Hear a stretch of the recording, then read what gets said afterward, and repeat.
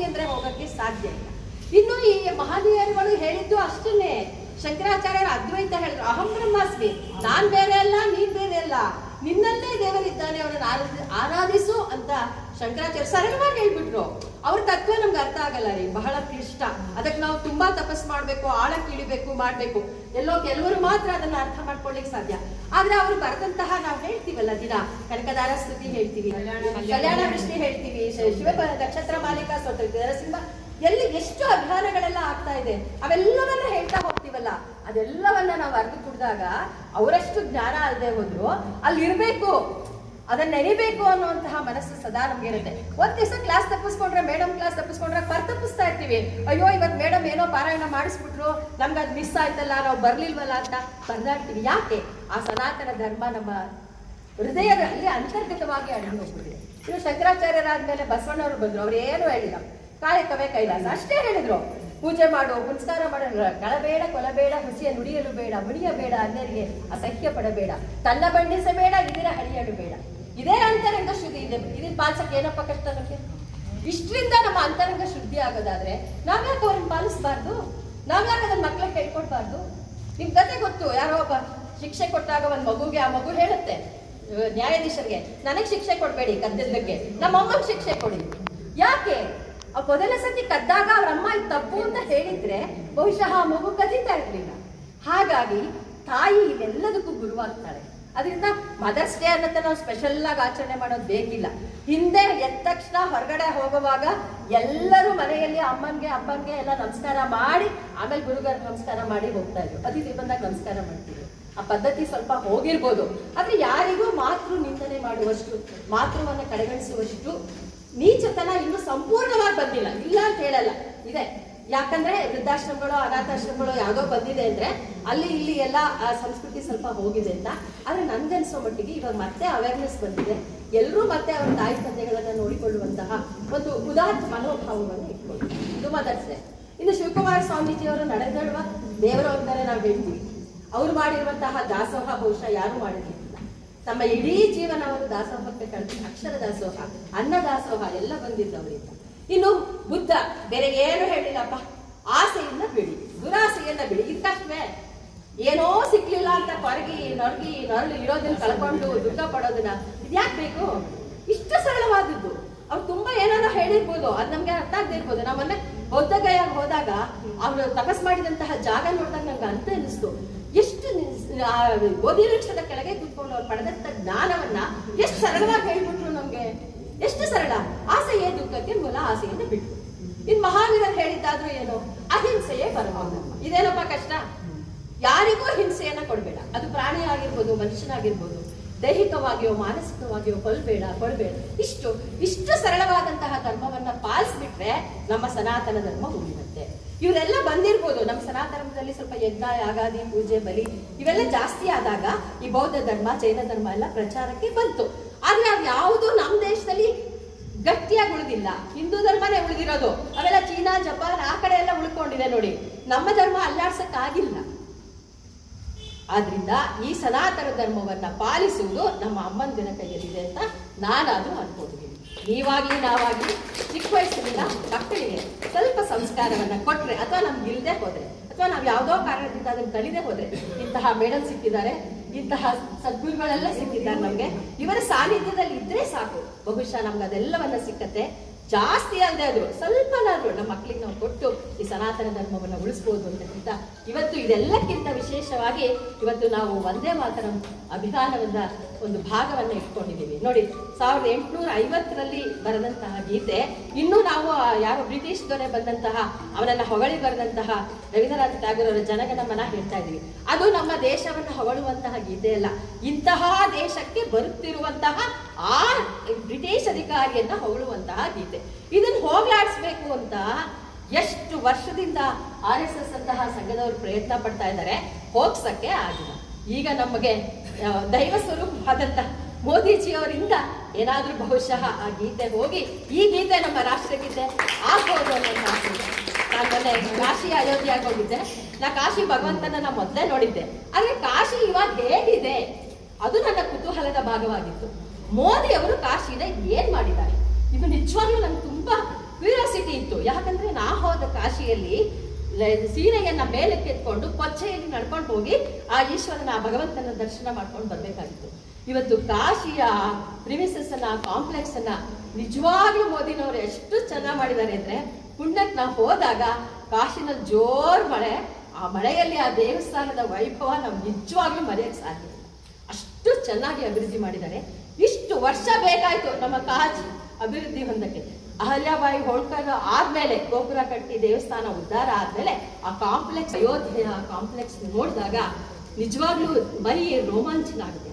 ನಮ್ಮ ನೆಲದಲ್ಲೇ ಹುಟ್ಟಿದಂತಹ ನಮ್ಮದೇ ಪ್ರಭುವಾದಂತಹ ಶ್ರೀರಾಮನಿಗೆ ಈ ಗುಡಿಯನ್ನ ಕಟ್ಟೋದಕ್ಕೆ ಇಷ್ಟು ವರ್ಷ ಬೇಕಾಯ್ತಾ ಅನ್ನುವಂಥ ಕ್ವಶನ್ ಮಾಡಿ. ಮೇಡಮ್ ಆಮೇಲೆ ಕಾಶ್ಮೀರ ಪುರವಾಸಿನಿ, ಅದೂ ಸಹ ಇವಾಗಲೇ ಉದ್ಧಾರ ಆಗಿರೋದು. ಅದು POK ನಲ್ಲಿದೆ. ಅಲ್ಲಿಗೆ ಹೋಗ್ಬೇಕಾದ್ರೆ ನಾವು ಪರ್ಮಿಷನ್ ತಗೊಂಡು ಹೋಗ್ಬೇಕು. ಏನಾದ್ರೂ ಆಗ್ಲಿ, ಗರ್ಭಾಪ್ಸಿ ಹೆಸರಲ್ಲಿ ಮೋದಿರವರು ಬೇಕಾದಷ್ಟು ದೇವರನ್ನ ನಮ್ಮ ಮನೆಗೆ ವಾಪಸ್ ಕರ್ಕೊಂಡು ಬಂದಿದ್ದಾರೆ. ಅಂತಹ ಮಹನೀಯರ ಪ್ರಯತ್ನದಿಂದ ಈ ಸನಾತನ ಧರ್ಮ ಇನ್ನೂ 100 ವರ್ಷ 200 ವರ್ಷ ಹಾಗೆ ಉಳಿಯುತ್ತೆ. ಅದನ್ನು ಬೆಳೆಸ್ಕೊಂಡು ಹೋಗ್ತೀವಿ ಅಂತ ಹೇಳಿ ನಿಮ್ಮೆಲ್ಲರ ಪರವಾಗಿ ನಾವು ಭರವಸೆ ಕೊಡ್ತೇವೆ. ಬಸವಣ್ಣನವರ ವಚನ, ಆನೆಯ ನೇರಿಕೊಂಡು ಹೋದಿರಿ ನೀವು.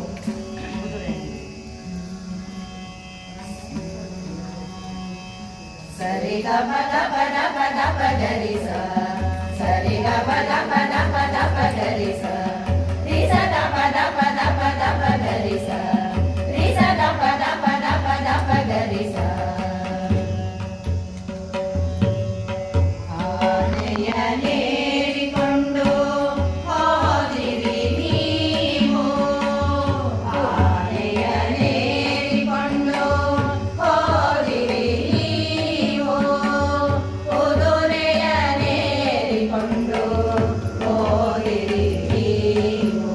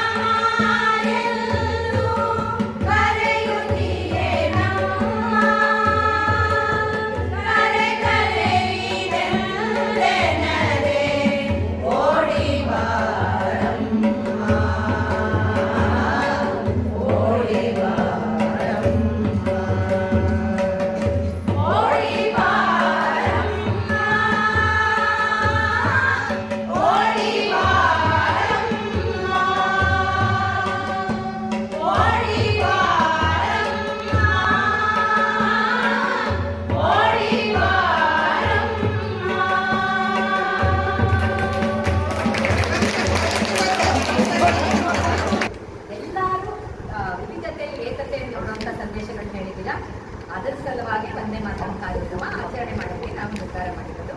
ವಂದೇ ಮಾತರಂ ರೂಪುರೇಷೆಗಳ ಬಗ್ಗೆ ಒಂದೆರಡು ಮಾತು ಹೇಳ್ತಿದ್ದೀನಿ. ಈಗ ನಾವೇನು ನಿಮ್ಮ ಹೆಸರುಗಳನ್ನೆಲ್ಲ ತೊಗೊಂಡಿದ್ದೀವಿ ಗ್ರೂಪ್ನಲ್ಲಿ, ಇವತ್ತೇ ನಿಮ್ಮನ್ನೆಲ್ಲ ಗ್ರೂಪ್ಗೆ ಆ್ಯಡ್ ಮಾಡ್ತಾರೆ.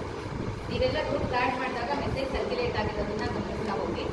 ವಂದೇ ಮಾತರಮ್ನ ಸಂಗೀತ ವಿದೂಷಿಗಳು ಏನು ಹಾಡಿದ್ದಾರೆ ರೆಕಾರ್ಡ್ ಮಾಡಿರೋದನ್ನ ನಾವು ಗ್ರೂಪ್ನಲ್ಲಿ ಹಾಕಿದ್ದೀವಿ. ನೀವು ಅದನ್ನು ಫಾಲೋ ಮಾಡ್ತಾ ಬರಬೇಕಾಗುತ್ತೆ, ಅಭ್ಯಾಸ ಮಾಡ್ಕೋಬೇಕಾಗುತ್ತೆ. ಇವತ್ತು ನಿಮಗೆ ಸಮಯದ ಅಭಾವ, ಒಂದ್ಸತಿ ಹೇಳ್ಕೊಡ್ತೀವಿ. ಯಾರು ಸಂಗೀತ ಕಲ್ತ್ಕೊಳ್ತಾರೆ ಅವ್ರನ್ನ ಪ್ರಾಕ್ಟೀಸ್ ಮಾಡಿಸ್ತಾ ಇರ್ತಾರೆ. ನವೆಂಬರ್ 16 ತನಕ ಪ್ರತಿ ವಾರದಲ್ಲಿ ಒಂದು ದಿನ, ಸಾಧ್ಯವಾದ 2 ದಿನ ಅಭ್ಯಾಸ ಮಾಡ್ತಾ ಇದೆ. ಆಗಲಿಲ್ಲ, ನಮಗೆ ಬರೋಕ್ಕಾಗಲಿಲ್ಲ ಅಂದರೆ ಬೇಜಾರು ಮಾಡ್ಕೊಳ್ಳೋದಿನ, ಯಾರು ಬರೋಕ್ಕಲ್ಲ ಅವರು ಮನೆಯಲ್ಲೇ ಅವತ್ತಿನ ದಿನ ಪ್ರಾಕ್ಟೀಸ್ ಮಾಡಿ ರೆಕಾರ್ಡೆಡನ್ನು ಮಾಡ್ಕೊಳ್ತಾ ಕೇಳ್ತಾ ಇದ್ರೆ ಬಂದ್ಬಿಡುತ್ತೆ. ನಿಮ್ಮ ಕಷ್ಟ ಅನ್ನಿಸ್ತು ನನಗಿರೋದು. ನನ್ನ ಮೇಲೆ 2-3 ಅಪಾತೆ ಬಂದಿದೆ. ಬರೀ ಬ್ರಾಹ್ಮಣರನ್ನೇ ಸೇರಿಸ್ಬಿಡ್ತಾಳೆ ಇವಳು, ಬೇರೆ ಜಾತಿ ಕಾರ್ಯಕ್ರಮಕ್ಕೆ ಒಂದು, ಇನ್ನೊಂದು ಕಡೆ ಬ್ರಾಹ್ಮಣರ ಕಾರ್ಯಕ್ರಮ ಬೇರೆ ಜಾತಿ ಸೇರಿಸ್ಬಿಡ್ತಾಳೆ ಇವಳು ಅಂತೆಲ್ಲ ಬಂದಿದೆ. ನಾನು ಹೇಳೋದಿಷ್ಟೇ, ಎಲ್ಲರೂ ಬೇಕು ನಮಗೆ.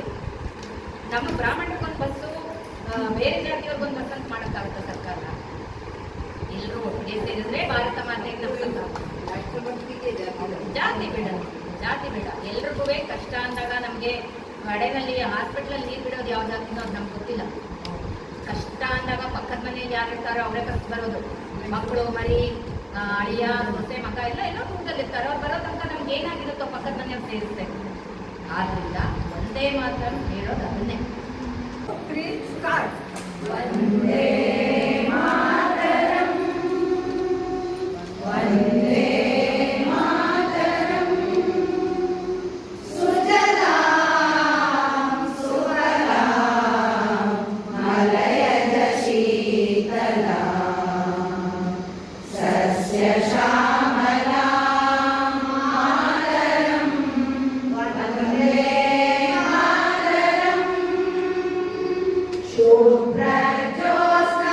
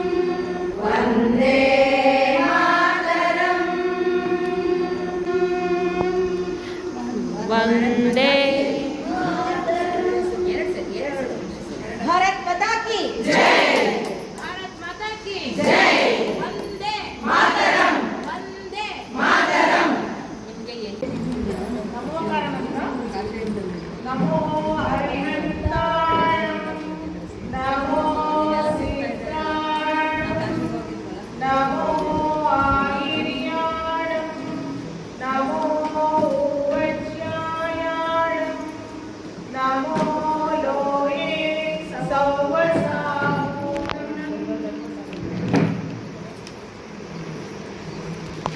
ಎಲ್ಲರಿಗೂ ಧನ್ಯವಾದ.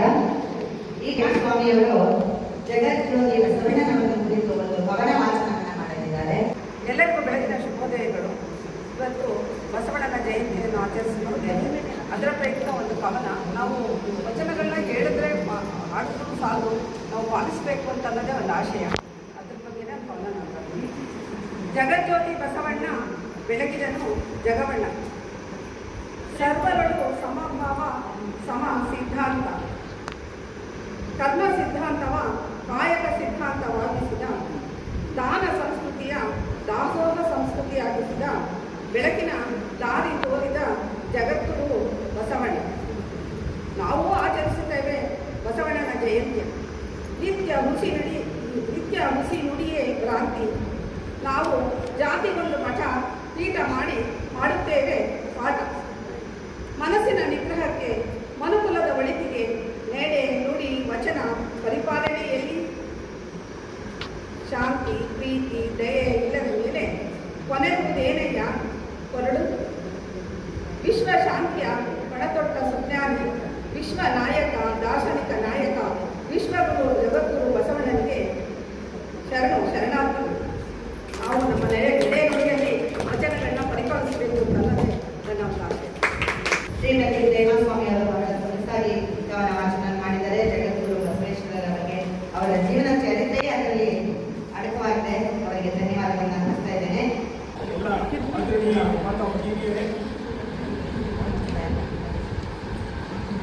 ನಮಗೆಲ್ಲ ರಾಮಾಯಣ ಅಂದ ತಕ್ಷಣ ರಾಮನ ಒಬ್ಬನಿಗೆ ಫಸ್ಟ್ ರಾಮ ಅಂತೀವಿ. ಆದರೆ ಲಕ್ಷ್ಮಣನಿಲ್ಲದ ರಾಮ, ಸೀತೆ ಇಲ್ಲದ ರಾಮ, ರಾವಣನಿಲ್ಲದ ರಾಮ, ಆಂಜನೇಯನಿಲ್ಲದ ರಾಮ, ಈ ಥರ ಭರತನಿಲ್ಲದ ರಾಮ, ಇವರನ್ನು ತಗೊಂಡಾಗ ಪ್ರತಿಯೊಬ್ಬರ ಪಾತ್ರ ಎಷ್ಟು ಮುಖ್ಯವಾಗಿತ್ತು ರಾಮ ಇದ್ದಾಗ ಅನ್ನೋದರ ಪರಿಚಯ ನಮಗಾಗಿದೆ. ಹಾಗೇನೆ ಇವತ್ತು ಒಂದೇ ಮಾತರಮೂ ಅಷ್ಟೇ. ಒಂದೇ ಮಾತರಂ ಇನ್ನ ಹಿಂದೆ ಸಾವಿರಾರು ಜನ ದುಡಿದಿದ್ದಾರೆ, ಅವರೆಲ್ಲ ಪ್ರಾಣ ಕೊಟ್ಟಿದ್ದಾರೆ. ಕಲ್ಕತ್ತಾ ನಗರದಲ್ಲಿ ಒಂದು ದೊಡ್ಡ ಹೋರಾಟ ಆಗುತ್ತೆ. ಬಂಗಾಳದ ಎರಡು ಮಾಡಬೇಕು, ವಂಗಭಂಗ ಮಾಡಬೇಕು.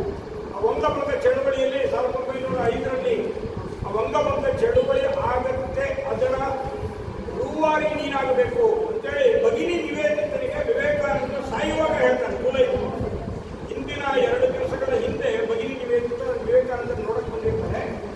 ಆ ಭಗಿನಿ ನಿವೇದಿತ ಬೇರೆ ಕಡೆ ಹೆಣ್ಣುಮಕ್ಕಳ ಶಾಲೆ ನಡೆಸ್ತಾ ಇರ್ತಾರೆ. ಬಾಣಿ ಅಂತ ಕರೀತಾರೆ. ಅವಳ ಕೈಯನ್ನು ತೊಳೆದು ತಟ್ಟೆ ಒಳಗೆ ತಟ್ಟೆಯನ್ನು ತೊಳೆದು ಅನ್ನವನ್ನು ಕಲಸಿ ಅವಳಿಗೆ ಊಟ ಮಾಡಿಸಿ ಕೈಯನ್ನು ತೊಳೆದಾಗ ಅವಳ ಕಣ್ಣಲ್ಲಿ ನೀರು ಬರ್ತದೆ. ಯಾಕೆಂದ್ರೆ ಯೇಸು ಕ್ರಿಸ್ತ ಕೂಡ ಅವರ ಶಿಷ್ಯಂದಿರ ಕೈಯನ್ನು ತೊಳೆದಿದ್ದ, ಅವರಿಗೆ ಊಟವನ್ನು ಬಡಿಸಿ ಸಾವನ್ನಪ್ಪಿದ. ಇದ್ಯಾಕೆ ಹೀಗೆ ಮಾಡಿದ್ರು ಇವರು ಅಂತ ಏನು ಪ್ರಶ್ನೆ ಮಾಡಲ್ಲ. ನೀನು ಹೋಗ್ಬಾ, ಆದರೆ ಮುಂದೆ ನಡೆಯುವಂಥ ಭಾರತದ ಪ್ರತಿಯೊಂದು ಇದರಲ್ಲೂ ಕ್ರಾಂತಿಕಾರಿಗಳ ಜೊತೆ ನೀವು ನಿಂತ್ಕೋಬೇಕು ಅಂತ ಹೇಳ್ಕೊಟ್ಟಿರ್ತಾರೆ. ಅದಾದ 2 ದಿವಸಕ್ಕೆ ಅವರು ತಿಳ್ಕೊಳ್ತಾರೆ. ಭಗಿನಿ ಮುಂಚೆನೆ ಗೊತ್ತಿರ್ತಾರೆ, ನಾನು ವಿವೇಕಾನಂದರ ಮುಂದೆ ನೋಡೋಕ್ಕೆ ಸಾಧ್ಯ ಇಲ್ಲ ಅಂತ. ಇಲ್ಲಿ ಅದು ವಿವೇಕಾನಂದರ ಅಂತಿಮ ದಿನಗಳ ಕಥೆಗಳನ್ನು ಕೇಳಿದ್ರೆ ಇನ್ನೂ ರೋಮಾಂಚನವಾಗುತ್ತೆ. ಅವರು ಧ್ಯಾನ ಮಾಡ್ತಾರೆ, ಕೂತಿರ್ತಾರೆ. ನಾನು ಇನ್ನು 10 ನಿಮಿಷ ಬಿಟ್ಟು ಚಪ್ಪಾಳೆ ಹೊಡಿತೀನಿ, ನೀವು ಮೇಲೆ ಬಂದಿರ್ತಾರೆ. ಮೇಲೆ ಬಂದಾಗ ಇನ್ನೂ ಧ್ಯಾನ ಮಾಡ್ತಿದ್ದಾರೆ ಅಂದ್ಕೊಂಡಿರ್ತಾರೆ. ಅವರು ಬಿಟ್ಟಿರ್ತಾರೆ. ಜ್ಞಾನ ಆಸೆಯ ಮೂಲ ಜ್ಞಾನದಲ್ಲಿದೆ. ಹಾಗಾಗಿ ಜ್ಞಾನವನ್ನು ಪಡ್ಕೊಳ್ಳಿ, ಅಜ್ಞಾನಿಗಳ ಥರ ತಿರುಗಬೇಡಿ ಅಂತ ಹೇಳಿ ಆಗ 4 ಕಡೆಗಳಲ್ಲಿ ದೊಡ್ಡ ರಕ್ಷಣಾ ಕೋಟೆಗಳನ್ನು ಮಾಡಿ ಯಾರು ಬೇರೆ ದೇಶದಿಂದ ಬಂದು ನಮ್ಮ ಮೇಲೆ ಹೋರಾಟಕ್ಕೆ ಬರ್ತಾರೆ ಅವ್ರನ್ನ ರಕ್ಷಿಸೋದಕ್ಕೋಸ್ಕರ ಇವತ್ತೂ ನಮ್ಮ ಸುತ್ತ ಇದ್ದಾರೆ. ನಿಮ್ಗೆ ಗೊತ್ತೇ ಆಗಲ್ಲ. ಶಂಕರಾಚಾರ್ಯ ಶಿಷ್ಯರು ಆ ರಕ್ಷಣೆಗೋಸ್ಕರ ನಿಂತಿರೋರು ಯಾರು ನಿಮ್ಗೆ ಗೊತ್ತಿಲ್ಲ. ಶಸ್ತ್ರವನ್ನು ಇಟ್ಕೊಂಡು ನಿಂತಿದ್ದಾರೆ.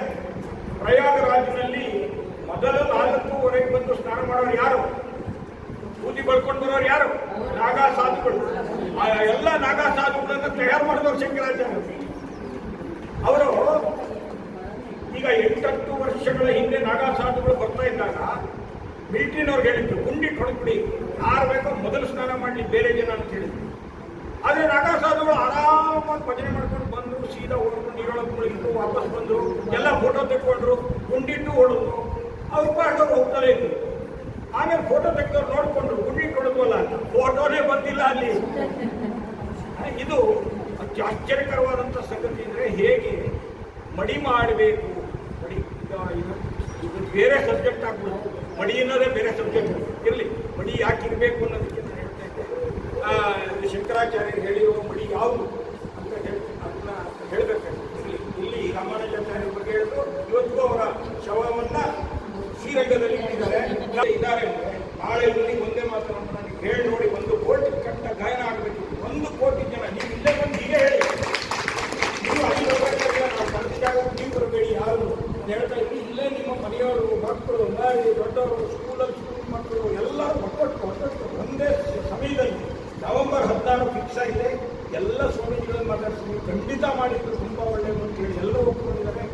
ಹಾಗೆಯೇ ಮಹಾರಾಜರು ನಮ್ಮ MP ಸಾಹೇಬರು ಕೂಡ ಮೊನ್ನೆ ಒಪ್ಕೊಂಡಿದ್ದಾರೆ. ಅವರಿಗೂ ಕೂಡ ಮನವಿ ಕೊಟ್ಟಿದ್ದಾರೆ. ಇದರ ಬಗ್ಗೆ 3 ನಿಮಿಷ 11 ಸೆಕೆಂಡು ಹೇಗೆ ಹೇಳಬೇಕು ಅಂತ ನಾವು ಹೇಳ್ಕೊಟ್ಟಂಗೆ ನಾವು ಹೇಳಿಬಿಟ್ರೆ ಸಾಕು. ಇಲ್ಲಿ ಬಂದು ಹೇಳ್ಬಿಟ್ಟು ಹೊರಟೋಗೋದು ಮನೆಗೆ, ಅಥವಾ ನಾವು ಬರೋಕ್ಕೆ ಆಗಲ್ಲ ಅವತ್ತು ಅಂದರೆ ಮನೆಯಲ್ಲೇ ಕೂತ್ಕೊಂಡು ಎಷ್ಟು ಜನ ಇದ್ರು ಅಷ್ಟು ಜನನೂ ಹೇಳಿದ್ವಿ. ನಾವು ಇಷ್ಟು ಜನ ಹೇಳಿದ್ವಿ ಅಂತ ನಮ್ಮ ಇದಕ್ಕೆ ಕಳಿಸ್ಕೊಟ್ಬಿಡಿ. ನಂಬರ್ಗಳು ಕೊಟ್ಟರೆ ಆ ನಂಬರ್ಗೆ ನಿಮ್ಮ ಇದನ್ನ ಹಾಕ್ಬಿಟ್ರೆ ಸಾಕು. ಟೋಟಲ್ ನಂಬರ್ ಇವತ್ತು ಎಷ್ಟಾಯಿತು ಅಂತ ಸಂಜೆ ಒಳಗೆ ಗೊತ್ತಾಗುತ್ತೆ. 1 ಕೋಟಿ ಜನ ಮೈಸೂರಿನಲ್ಲಿ ಹೇಳಿದ್ರು ಅಂತ ಹೇಳ್ತಾರೆ.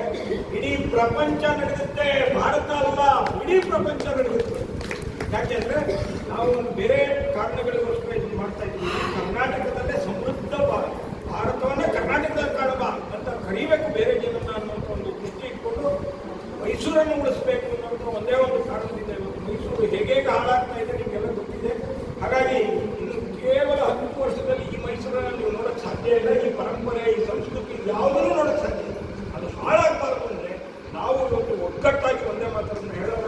ನಾವು ಇಷ್ಟು ಜನ ಈ ಮೈಸೂರಿನ ಪರವಾಗಿ ಅಂತ ಹೇಳುವಂಥ ಒಂದು ಶಕ್ತಿ ನಮಗೆಲ್ಲರಿಗೂ ದೇವಿ ಕೊಡಲಿ, ಚಾಮುಂಡೇಶ್ವರಿ ಕೊಡಲಿ. ಮತ್ತು ಅವರು ಹೇಳಿದಂಥ ಇವತ್ತು ಶಂಕರಾಚಾರ್ಯರು, ಮಧ್ವಾಚಾರ್ಯರು ಅಥವಾ ರಾಮಾನುಜಾಚಾರ್ಯರು ಇವರೆಲ್ಲ ಕರ್ನಾಟಕದಲ್ಲೇ ಅವರ ಅಧಿಷ್ಠಾನ ಮಾಡಿಕೊಂಡು ಇಲ್ಲೇ ಅನುಷ್ಠಾನ ಮಾಡಿಕೊಂಡು ಇಡೀ ಪ್ರಪಂಚಕ್ಕೆ ಮಾರ್ಗದರ್ಶನ ಮಾಡಿದ್ರು. ಹಾಗಾಗಿ ಅಂಥವರ ಜಾಗದಲ್ಲಿ ನಾವಿದ್ದು ಈ ಕರ್ನಾಟಕವನ್ನು ಹಾಳು ಮಾಡ್ಕೋಬಾರ್ದು, ಮೈಸೂರನ್ನು ಹಾಳು ಮಾಡ್ಕೋಬಾರ್ದು ಅಂತ ಹೇಳೋದು. ಹಾಗಾಗಿ ನಾವೆಲ್ಲ ಒಂದೇ ಮಾತ್ರವನ್ನು ಒಂದು ಪ್ರೇರಣೆಯ ಒಂದು ಇದಾಗಿ ಚೆನ್ನಾಗಿ ಕಂಠಪಾಠ ಮಾಡಿಕೊಳ್ಳೋಣ. ಧನ್ಯವಾದ.